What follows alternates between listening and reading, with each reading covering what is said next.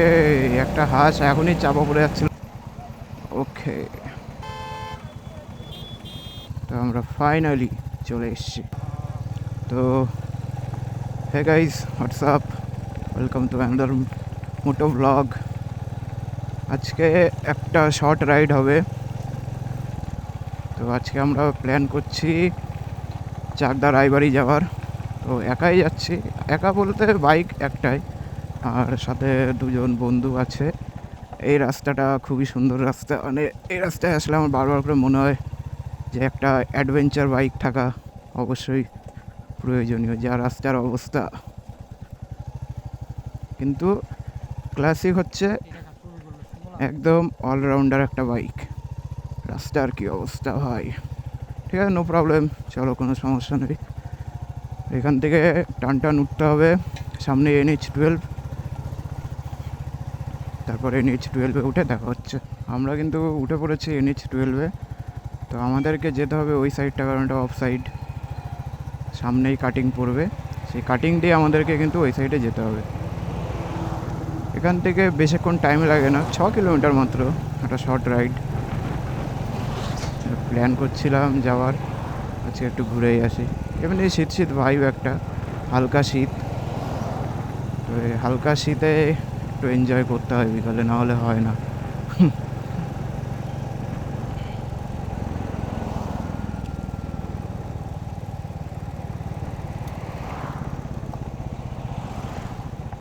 তবে কাটিং চলে এসছে, আমাদেরকে কিন্তু যেতে হবে ওই পারে।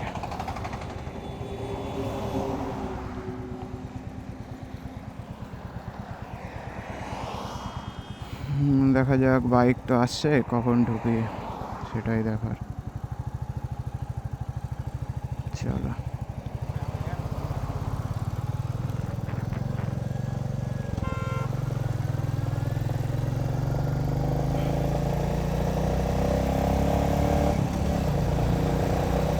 এই একটা হাঁস এখনই চাপা পড়ে যাচ্ছিল টুকটুকির নিচে। এই হাঁসটা চাপা পড়ে যাচ্ছিল এক্ষুনি। যাই হোক, কিছু হয়নি হাঁসটা।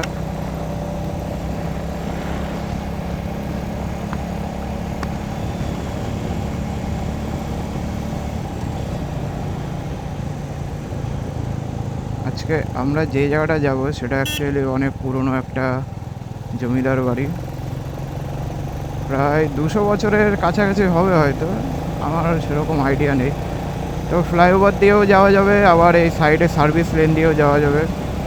আমরা ফ্লাইওভার দিয়েই যাব টাইম শর্ট করার জন্য, কারণ পরে গেলে আর রোদ না থাকলে আর ফটো সেমনভাবে ভালো করে ওঠানোও যাবে না।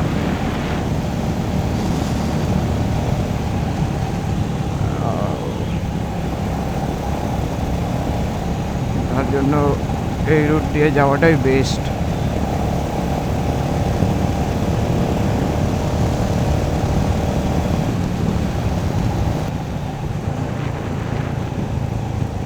তো বন্ধুরা, সামনে যে সিগন্যাল পোস্ট, সেখান থেকে আমরা লেফটে টার্নিং নিয়ে নেব।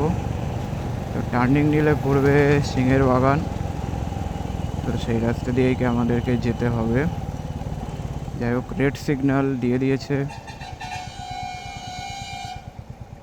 তো এবার এখান থেকে টুক করে বেরিয়ে যায়।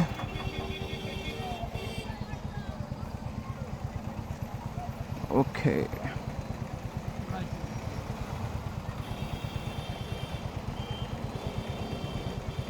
School bus, school bus. A few moments later. এখানে তো বহুত বড় একটা জ্যাম হয়ে গেল। One eternity later. আরে ভুল হয়ে গেল, আমাদের ওই সাইডে ঢুকলে ভালো হতো।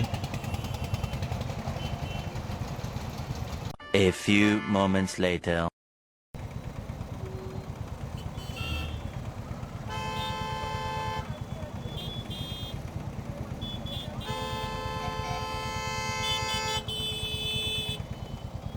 তো অনেকক্ষণ পরে এই পুরোপুরি জ্যামটা হলো লরির জন্য, আর আমার একটু নিজেরও ভুলের জন্য। আমি ওই সাইড দিয়ে যদি বেরোতাম তাহলে এই সমস্যাটা হতো না। ঠিক আছে, কোনো ব্যাপার না, চলো।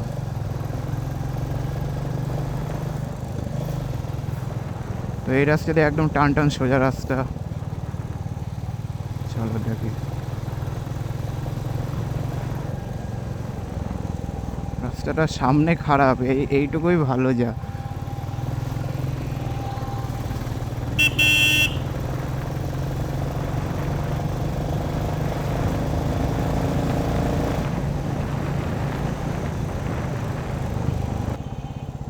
ভ্যান টুকটুকি রাস্তায় তো চলবেই, তাতে কোনো অসুবিধা নেই, কিন্তু তাদেরকেও দেখতে হবে যে কোন সাইড দিয়ে গেলে ভালো হয়, কারণ তারা যেখানেই সুযোগ পায় সেই জায়গাতেই গাড়ি তারা ঢুকিয়ে দেয় ফক করে। এটা তো ঠিক না। রাস্তাটা ভালোই, বেশ একদম স্মুথ রাস্তা, কিন্তু এর পরে রাস্তা মানে ধারণার বাইরে। আর আমি যতটা জানি এই আজকে যে জায়গাটা যাচ্ছি মানে এই রায়বাড়িতে, অ্যাকচুয়ালি এটা জমিদার বাড়িও বলে। তো এখানে যেতে গেলে বাড়ির উপর দিয়ে যাওয়া লাগে, মানে রাস্তাটা সেমনভাবে এখনও হয়নি, ঠিক আছে। যেতে গেলে বাড়ির উপর দিয়েই যাওয়া লাগবে। তো ঠিক আছে, চলো যাই, গিয়ে দেখাচ্ছি তোমাদের। চেনা রাস্তা হলে কিন্তু যেতে টাইম লাগে না, তো অচেনা রাস্তা হলে একটু টাইম লাগেই যদি প্রথম প্রথম যাওয়া হয়। তো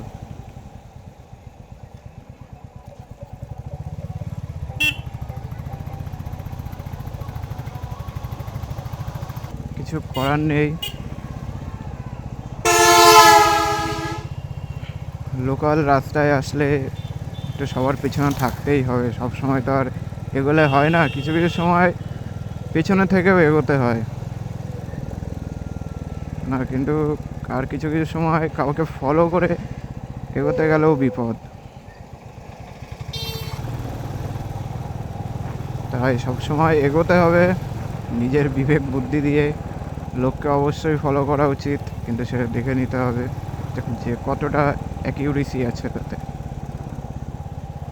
আচ্ছা, আস্তে আস্তে আমরা মনে হয় কাছাকাছি চলে এসেছি। রাস্তার অবস্থা মাঝে মাঝে খুবই বাজে, আবার মাঝে মাঝে ভালো। এগুলো সবই রাইস মিল, এখানে বেশিরভাগই সব ধানের ব্যবসা হয়, তার জন্য সবার বাড়িতে বাড়িতে এত বড় বড় উঠোন। তো একটা ভুল হয়ে গেছে, আমাদের ওই পেছনের গলি দিয়ে যেতে হবে, ভিউটাও সুন্দর লাগছে। যাই হোক, একটা ভিউ তো দেখা গেল।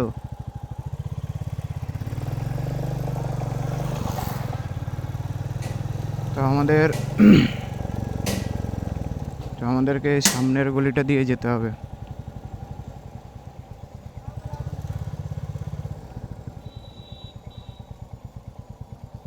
এগুলো কোনো ব্যাপার না আমাদের কাছে, এগুলো নর্মাল, যে আমরা কোথাও গেলে হয় গলি ভুলে যাই, নয় রাস্তা ভুলে যাই।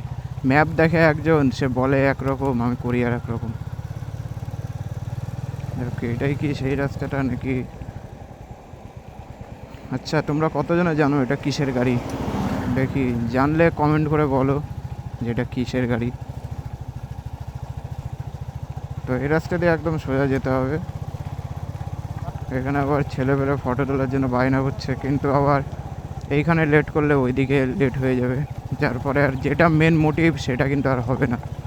আও আও, পুরোটাই কিন্তু ধানের জমি, পুরোটাই, যত দূর চোখ যায় শুধু ধান আর ধান। সব ধান চাষ আর ধানের বিজনেস এখানেই হয়। এই পাশেও ধান, এই পাশেও ধান, দুপাশেই। এখন কিন্তু ধান কাটা হচ্ছে, ধান কাটার সিজন চলে এসছে, অনেকে ধান কাটা শুরু করে দিয়েছে।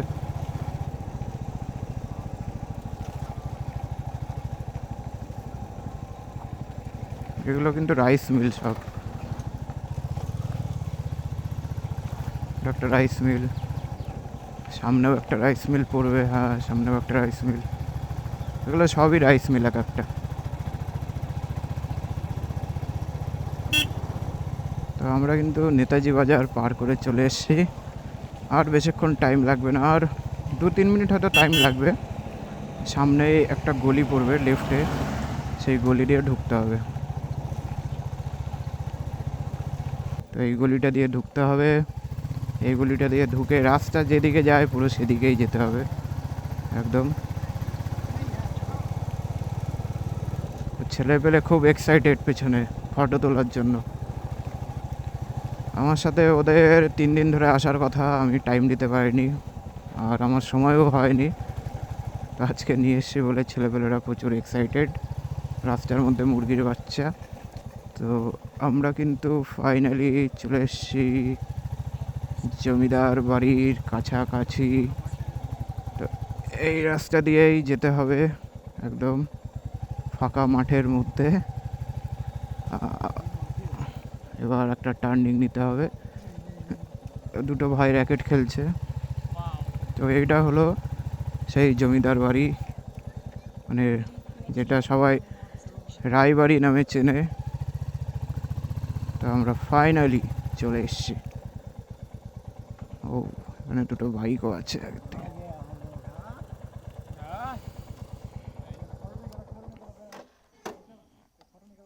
তো তোমাদের সাথে দেখা হচ্ছে এবার মোবাইলের ক্যামেরায়।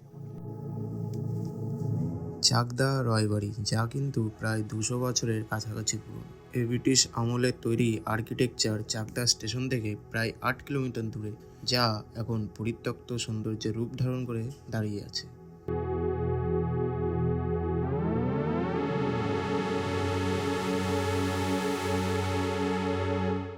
আমরা ভেতরে গিয়ে দেখতে পেলাম বেশিরভাগ রুমগুলোই এখন লোকাল লোকজনদের কাজের জন্য ইউজ করা।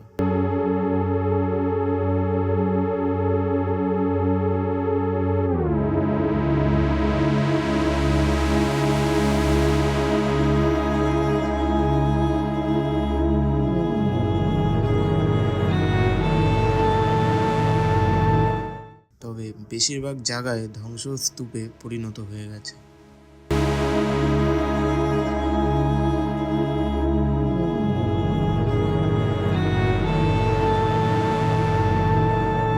কিন্তু এই ধ্বংসস্তূপই এক অপরূপ সৌন্দর্যের রূপ ধারণ করে নিয়েছে।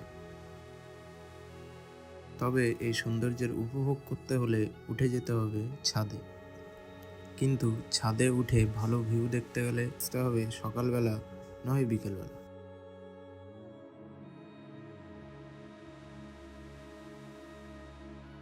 তবেই দেখা যাবে একটা সুন্দর সানরাইজ অথবা সানসেট। জায়গাটা কিন্তু ফটোগ্রাফি অথবা প্রি ওয়েডিং শ্যুটের জন্য একদম পারফেক্ট স্পট। এখানে কিন্তু টিকিটের কোনো ঝুট ঝামেলা নেই। বাড়িতে বসে বোর হলে অবশ্যই একবার ঘুরে এসে যেতে পারেন এই চাকদার প্রাচীন রায়বাড়ি। Bye, until the next.